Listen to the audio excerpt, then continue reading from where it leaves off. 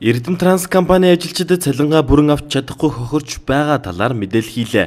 Автобусны жолооч мөнгө хураагч нар үйлчилгээнд гарч байгаа чиглэлдээ өдөрт 5-9 тойрог хийж орлогоо автобус бааздаа тушаадаг юм байна.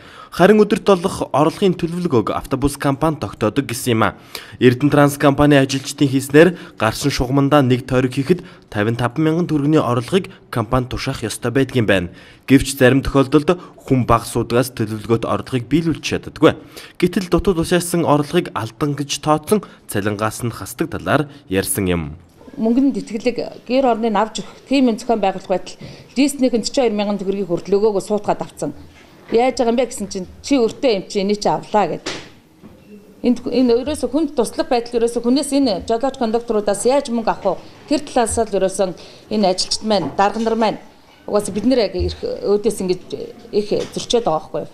Тэгээд бид нэр угаасаа сая юун дээр ТV8 телевизэг дуудаад ажилчдын яг байгаа байдлыг гаргахад манай одоо хэсгийн дарга мөнх болд ашиглалтын албаны дарга Хатанбаатар эднээс өөдөөс сөрөг мэдээлэл өгч байгаа. 4 сарын 1-ээс кондукторгүй болно гэдэг үднээс энэ кондукторууд цалин мөнгө биш орлого авчирч өгөх байсан гэж байгаа.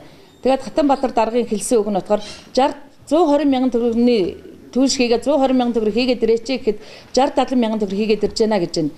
Тийм юм бол байхгүй. Харин жолооч нарын хувьд үүрийн 5 цагаас оройн 10 цаг хүртэл ээлжгүй ажилдаг гэсэн юм.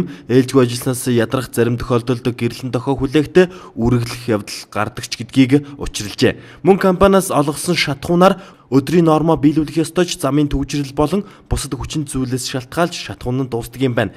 Гэтэл дутуу гүйцэтгэлтэй ажилласан гэсэн үндслэлээр төршний 50 мянган төгрөгийг нь цалингаас нь хасдаг талаар мөн хэллээ. Тэгэхэд өчнөө алдагдaltaй ажиллаад компаниг алдагдлалд орууллаа гэж яриад үгүй. Ерөөс ажилгүй. Өнөөдөр энэ компани кондукторууд төршийг авчирч өгдөггүй байсан бол төршний мөнгө авчирч өгдөггүй байсан бол өөрснөө ингэж хуваа гаргаад энэ 107 автобусыг чиглэлд гаргах тийм чадвартай тийм биш. Тэгчгээд кондукторуудыг 100 жолооч кондукторууд идээд байна. Эдгээр өнөөдөр байсан бол миний насны өнөөдөр эндээс мөнгөний идээд юу бодож санах юм тийм үстэй.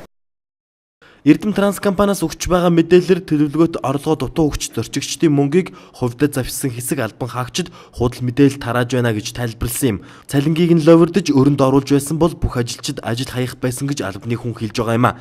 Нийтийн тээврийн жолооч нарын суур цалин 405-аас 500 мянган төгрөг. Үүний дээр нэмэгдэл илүү цагийн хөлс ороод сард 900 гаруй мянган төгрөг авдаг юм байна.